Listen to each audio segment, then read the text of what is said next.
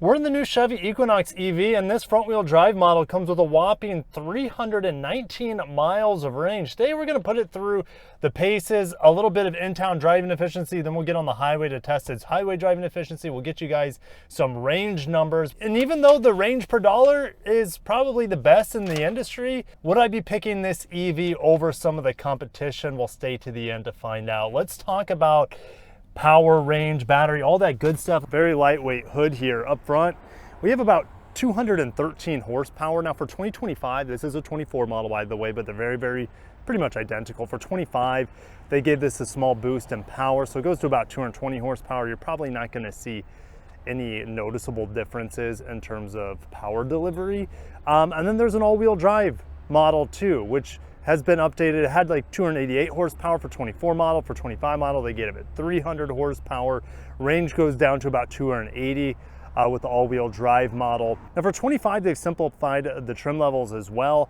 You had a bunch of LTs and RSs. This is technically a 3RS 24 model, but now there's this true trim levels, LT and RS, and you get them in front-wheel drive or all-wheel drive, and then you can get optional packages on each of those trim levels. All right, so standard is an 85 kilowatt hour usable battery. The total battery capacity is around 93 kilowatt hours if I remember correctly.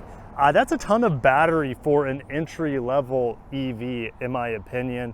If you look at the Hyundai models, they're somewhere around 70 kilowatt hours, upper 70s, but they've just been refreshed to around 80 kilowatt hours.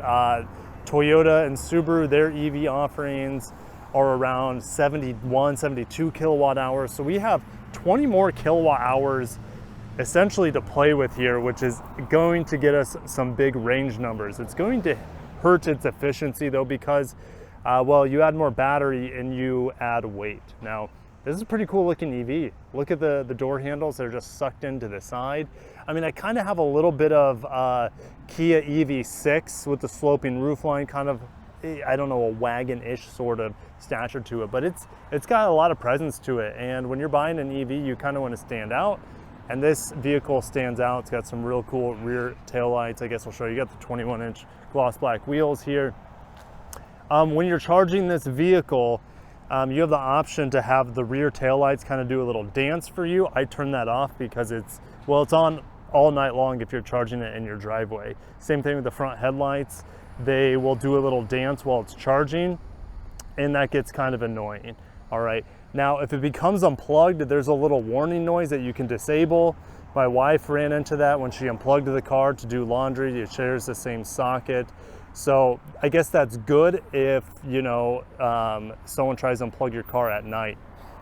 All right, but let's go ahead and talk about the charging here. Lifting this up, 150 kilowatts of peak charging. Pretty average. The Koreans do it a lot faster than that. I want to say this will go about 10 to 90% charge in about 50 minutes, so under an hour. So not terrible, but not great either. What's great here is the miles per dollar you're going to get with such a large battery pack. Now, one of the things with these handles, it's hit or miss for me. Yes, they look cool sucked in. So when you approach the car, they should pop out. There they go. The back will pop out too, but if the car is locked, you won't be able to open it back here. Only the smart key access is here. So that just unlocked it, and then I can open it up. So let's talk about cargo real quick. Being a liftback SUV, you're gonna have cargo, a good amount of cargo. The RS model comes with this lift up option, or should I say automated lift gate. There's your charger. I've been using just my at-home charger, but it's nice that it comes with its own charger here. Lots of cargo capacity. Of course, you can fold the seats down. I mean, this is why people love crossovers, is their utility, right? So let's go and open up the rear door. Taking my kids to school this week. Pretty cheap materials here. I forgot to mention this is built in the Ramos Arizme plant down in Mexico. Same thing with the Blazer and the Honda Prologue. So this RS comes with these red and black seats. A little racy. Let me know if you guys like them. I can live with them. It doesn't bother me. It's not all red. There's enough contrast here. Heated outboard seats on this model with USB-Cs in the back. Nice vents here. My kids have been very comfortable. Lots of headroom. I don't have the panel roof option on this, so that's going to contribute to a little bit more headroom back here. Flat floor for the most part. There's a small raise here in the middle, but for the most part, pretty flat floor, and I have lots of legroom set up behind me at 6'1". So very spacious back seat for an entry-level EV. Now let's go ahead and close this down. Going into the front seat. Materials here are nicer. We have memory seats as well. Lumbar control here on this side. The base model will give you manual seats, but kind of a cloth at the top, and then a perforated. Of course, we have on this top trim heated and ventilated seats. All right, when you sit in the car, it starts up for you. There's no on and off button. That threw me off when I first got in here. When you walk away from the car will turn off, and then I have the option where it'll automatically lock as well when you walk away. If you wanted to turn it off manually, you press this button and click vehicle off. All right, and then you just press the brake to turn it back on. Let's talk about charging in here, then I'll talk about some things about this interior. You can set a schedule, of course, that's great to have. You can also set to how much you want it to charge to, which is great. Being a press car, I charge these things pretty much to 100% every single time. Now, the notifications, what I was talking about earlier, you can, well, if it becomes unplugged at night, it'll like throw the alarm. So that was tripping my wife up because the car was charging. She unplugged the vehicle, not having the key to do laundry, and she's like, I can't do laundry because the car's freaking out. So luckily that was disableable. I disabled the really bright and obnoxious headlight and rear tail light dances that go on while the car's charging, because it'll light up your driveway in your house all night long if it's parked outside. And charge power loss alert. So I disabled that as well, so my wife doesn't have to worry about that. Heated and ventilated seats. So you do have this climate control set up here all the time. The heated and ventilated seats work pretty well in here. I'm happy with it. The heated steering wheel works really well, except for the Super Cruise bar here is cold in the morning, and this part doesn't heat, only the back part of it, but that's just being nitpicky. Now, this does not have Apple CarPlay or Android Auto built in. You do have Google Maps built in. There's a little shortcut up there. And the great thing about Google Maps in an EV, you can just pull up your charging stations, which is super handy. You just press that little lightning bolt, and then your charge stations will come up, and the nearest to you will tell you what charge you'll be at by the time you get there. If I put a destination, take me to Jacksonville, Florida. Sure, Jacksonville. All right, so it says we're gonna need to stop to do some charging along the way, maybe in the villages. That's where it's expecting the battery to run out. So it's finding some charging stops along the way, which only Google built-in can do for you. Android Auto wouldn't be able to do that for you, unfortunately, at least not yet with the technology we have. So that's kind of cool. Super cool, super useful if you're planning on doing road trips. But I know Android Auto and Apple CarPlay are used like 99% of the time by most of you guys out there.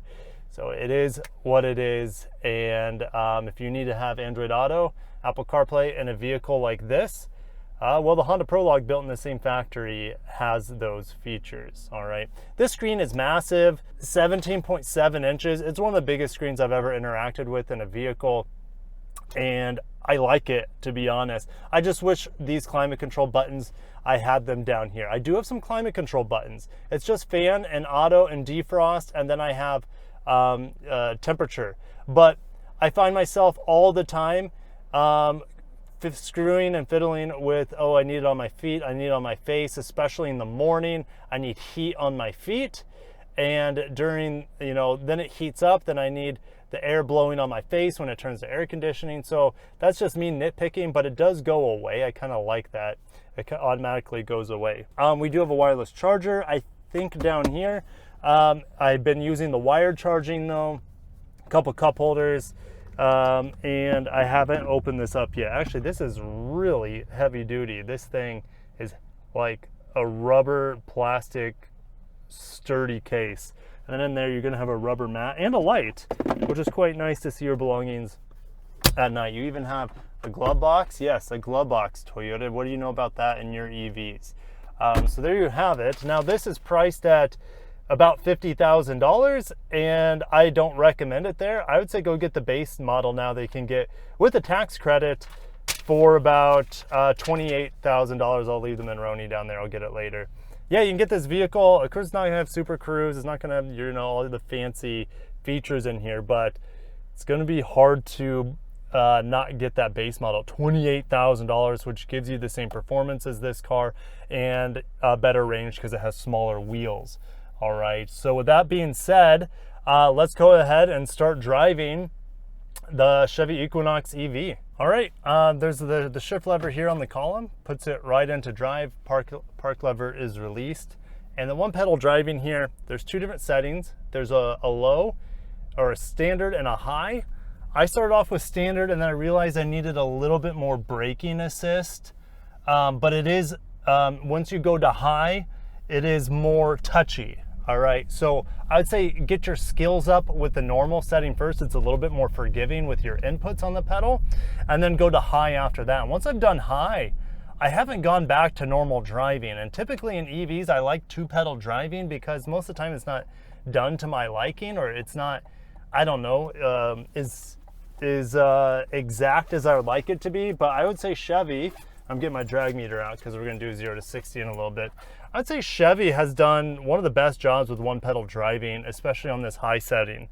So well done. I have nothing to report here other than I like the option of two different settings. One to get your feet wet, to get used to one pedal driving, and then you have a more aggressive setting, which is gonna brake really, really well for you. And I don't think I've needed to use my brake pedal since being on the more aggressive mode here. So it's just this button. You can set the level to normal, high, and I like always having it show on home screen because sometimes I like getting out of one pedal driving for whatever reason. Now the armrest here, it's being kind of propped up by my camera, but it is a bit flimsy. So that's one like build quality thing. You know, when you put your arm on it, it kind of clunks down. In the morning when there's a lot of dew on the car, it takes a while for me to be able to use cruise control. It'll say, oh, clean your windshield. The cameras can't see or the sensor can't see. I can see just fine, but apparently I can't use cruise control until the sensors, which are probably somewhere up here behind the rear view mirror. So it takes some time for those to clear off to be able to use cruise control, which is a bummer in my opinion. Gotta wait for this truck to go by. We'll do U-turn. Turning radius here is quite good, nothing to complain about, and this vehicle is very, very smooth. Now, under 24 miles an hour, it has that annoying pedestrian warning sound, which is required by law under 24 miles an hour. Now, every manufacturer has their own unique way of doing that, making that pedestrian warning noise. I never even hear it on a Tesla. Apparently, they're able to get away with that. But all hybrids have that annoying noise, but it's different per manufacturer.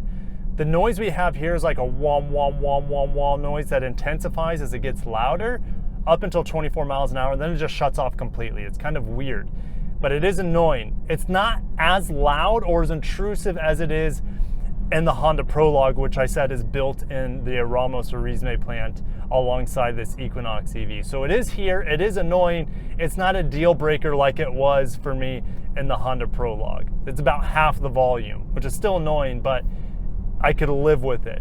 Especially if you have the radio on, you don't really notice it. The people outside the car are definitely gonna notice it. All right, outside of those few nitpicky things, I've really enjoyed my time with the Equinox EV this week. It's comfortable. I think it looks cool. It drives pretty average.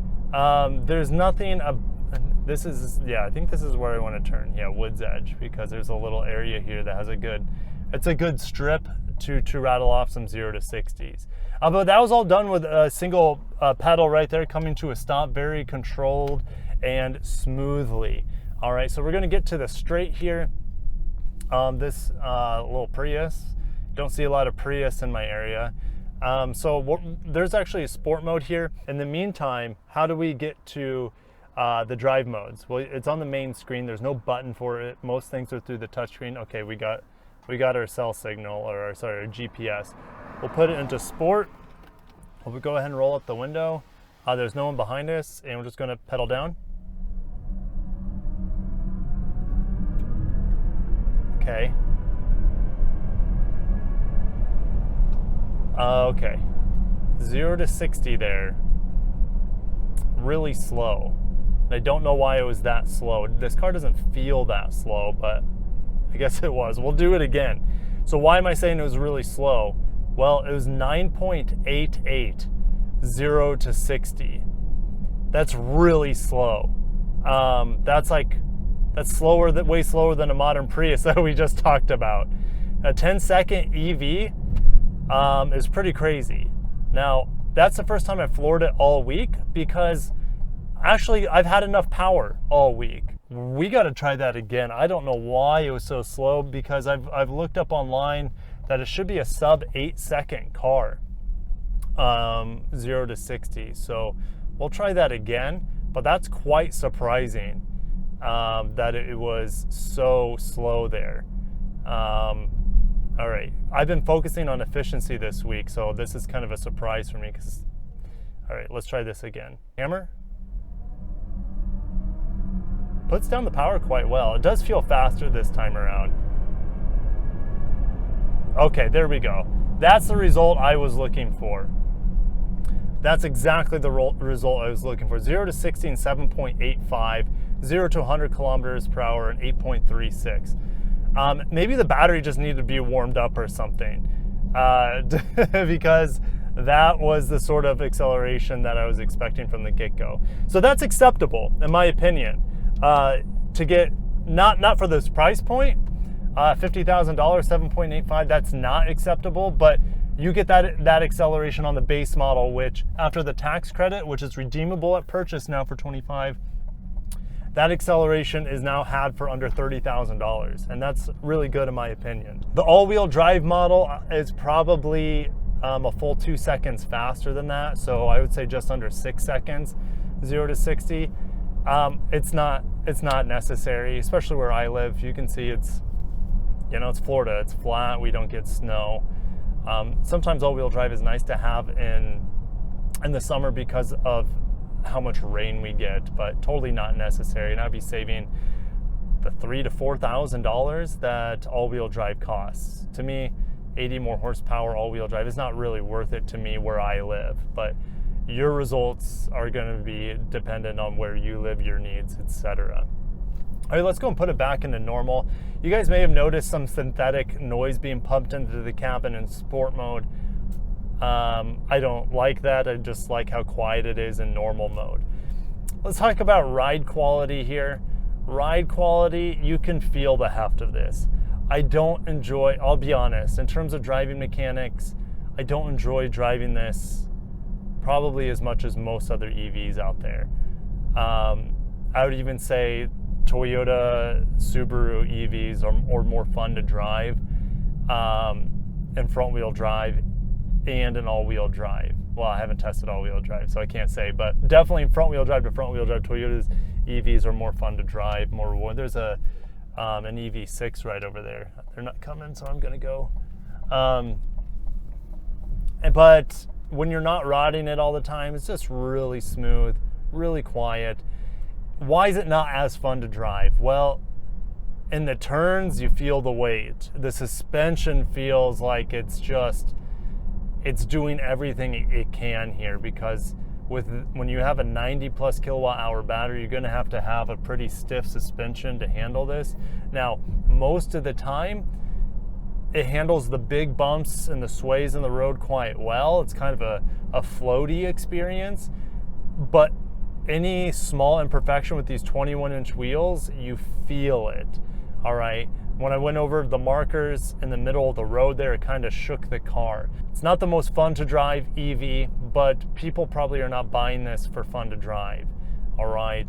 Teslas would be better for that, and a lot of other EVs would be better for that. But people are buying this because of the amazing deal you can get. Under $30,000 after the tax credit on the base model is my recommendation. There's nothing, I mean, the screens come standard on the base model. You're just going to give up some of the, I don't know, the heated and ventilated seats.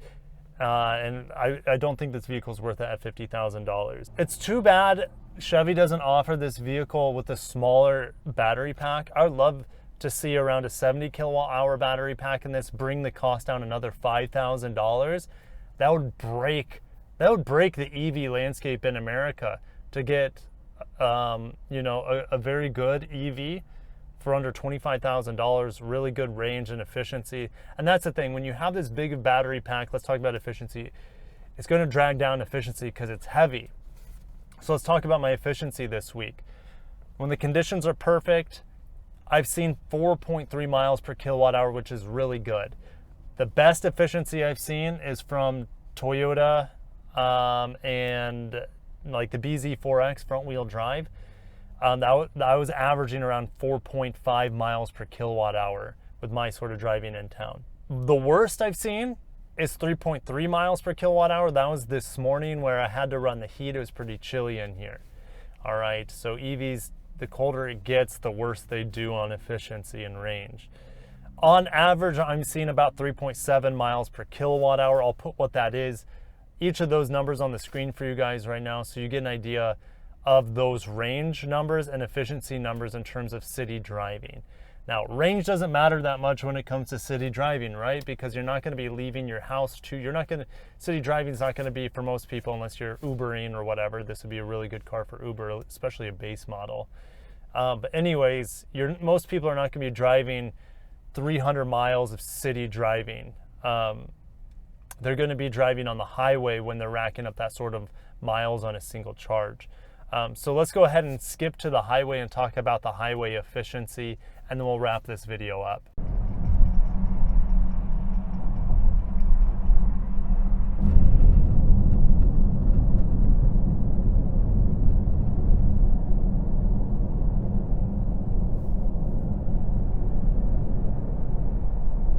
Yeah, that's some good pickup right there on the freeway.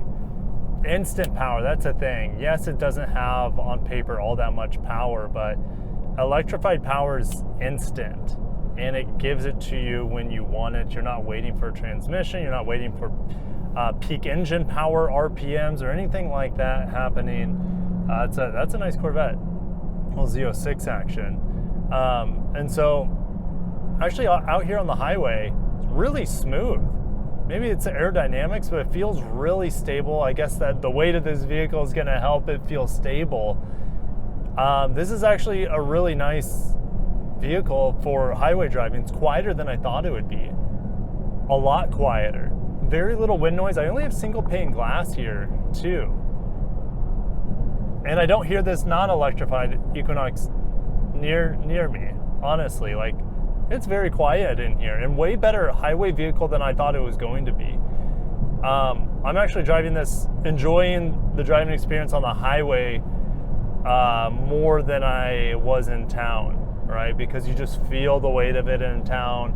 If you hit an imperfect spot in the road, whether it's a sewer cap or a pothole, you really feel it in this vehicle. And it's really, really smooth here, okay? Very stable, very luxurious feeling, all right? So let's go ahead and Super Cruise is unavailable, so let's go ahead and see why it's unavailable. Let's go ahead and turn it on. There we go. We got the green, and let's go ahead and wrap this up or rank this up to a higher speed here. The Acura ZDX was the last vehicle I drove that had Super Cruise, or at least that I used Super Cruise on. So Super Cruise is one of the best in the industry for assistant driving technology, and so it's great that it's available here. I personally wouldn't need it. If you're driving this vehicle a ton on the highway, exclusively on the highway for most of your miles, then yes, I would say it's probably worth getting. But if you're a city driver, it's going to be lost on you. Now, hitting that reminded me of something. I do get some rattling. It's this. Listen to this. This is a really cheap piece up here, and I hear it from time to time rattle if the road's not perfect. So I think it's like a metal tin, and it sounds really cheap. Like worse, it sounds worse than plastic. Okay, I should probably go faster. Cars passing me, and then we'll talk about efficiency. So let's go back to vehicle status. We'll go to here. And we'll talk about efficiency at 75 miles an hour. Better yet, it tells me in my screen behind the steering wheel, it says the last mile average efficiency, and it tells me exactly. So it says 3.1 miles per kilowatt hour. So I'll go and put on the screen 3.1 mile per kilowatt hour, multiply that times the 85 kilowatt hours, but that's best case scenario. You're going to want to recharge before you get to zero. So I'll put like 80%, right? If you charge to 90%, and let's say you fill up at around 10%, that is 80% of your battery, right? So 80% range is going to be what most people are going to appreciate. So it's 3.1. Oh, you guys heard that? This needs to be fixed, Chevy. This is not good enough. Hey, also when you come off of, this is something that Hyundai doesn't do very well, but let's say Volvo and Polestar does really well with their EVs and their one pedal driving. When you come off cruise control, it gradually puts on the regen braking. Even if it's set to high regen braking on one pedal, it gradually puts it on. So you turn off cruise control and it slowly applies the brakes while you get your foot ready to apply pressure on the accelerator pedal. So I really appreciate that. It's not like an abrupt slam on the brakes when you turn off cruise control.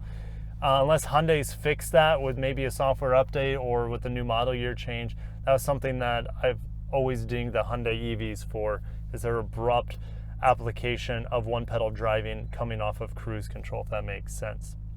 All right, so as we sit behind a completely different vehicle, this from the Chevy lineup is the 06 Corvette. Let's go ahead and summarize the Equinox EV. I think it's an amazing deal. $35K, you can lease it, still get the EV tax credit. That's what I personally would be doing.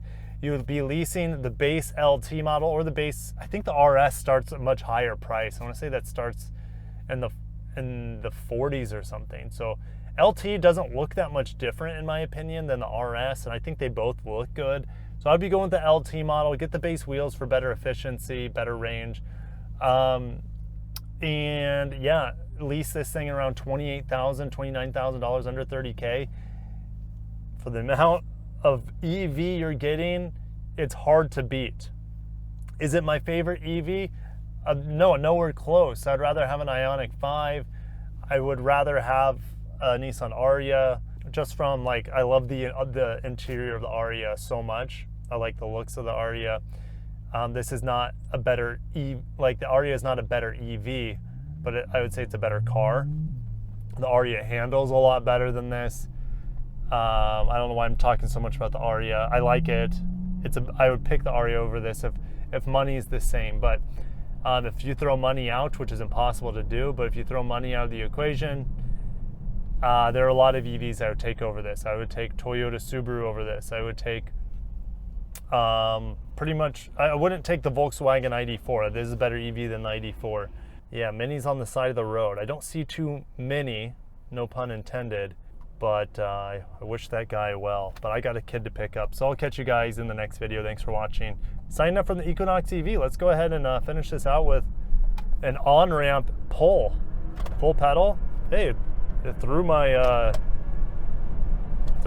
drag meter back, and then I got to get off the pedal because we already caught up to traffic. Front wheel drive is all you need in this vehicle, in my opinion. I think it's very good.